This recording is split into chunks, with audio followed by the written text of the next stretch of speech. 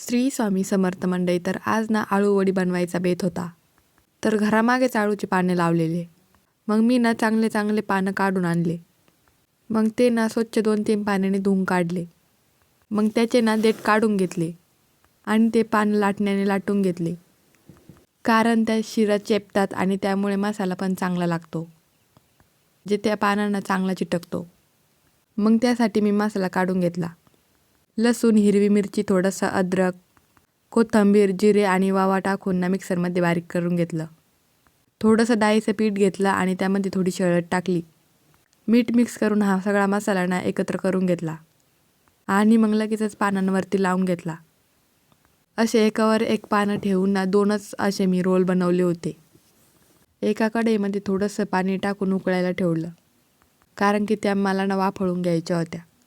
मग ना त्या मी अशा वाफळण्यासाठी ठेवल्या आणि वरून झाकण ठेवलं. आता एवढ्याने काय भागणार नव्हतं. मी विचारच करत होते आता नेमकं परत काय भाजी करावी.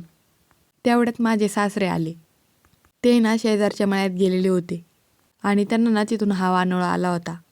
वांगे, कोथिंबीर, डिंगऱ्या आणि हे मुळे आणले होते त्यांनी.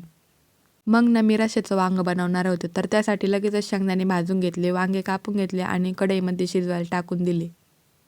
तोपर्यंत ना इकडे आळूच्या वड्यांना खूप छान अशा शिजल्या होत्या. मग मी त्या कट करून घेतल्या आणि आता ना त्या मला तळून काढायच्या होत्या. एकदमच तेलामध्ये मला ते तळायच्या नव्हत्या. तव्यावरतीच तेल टाकून मी त्या परतून घेतल्या आणि तुम्ही बघू शकता मस्त अशा खमंग कुरकुरीत झाल्या होत्या त्या. त्यानंतर मला करायच्या होत्या पोळ्या, तर त्यासाठी मी अगोदरच पीठ मळून ठेवलेलं होतं. शंभू झोपलेला होता. मग लगेचच पोळ्या पण बनवायला घेतल्या आणि त्याला उठेपर्यंत माझ्या सगळ्या पोळ्या लाटून झाल्या होत्या. तो झोपलेला असतो तोपर्यंतच मी माझे पटपट सगळे कामं करून घेते. तो उठलेला असल्यावर मध्येच त्याच्याकडे तीनदा जावं लागतं. त्यामुळेच तो झोपलेला असतो ना तोपर्यंत मी माझी सगळे कामं करून घेते. तर चला मग मंडळी, व्हिडिओ आवडला असेल तर लाईक करा. पुन्हा भेटूयात पुढच्या व्हिडिओमध्ये.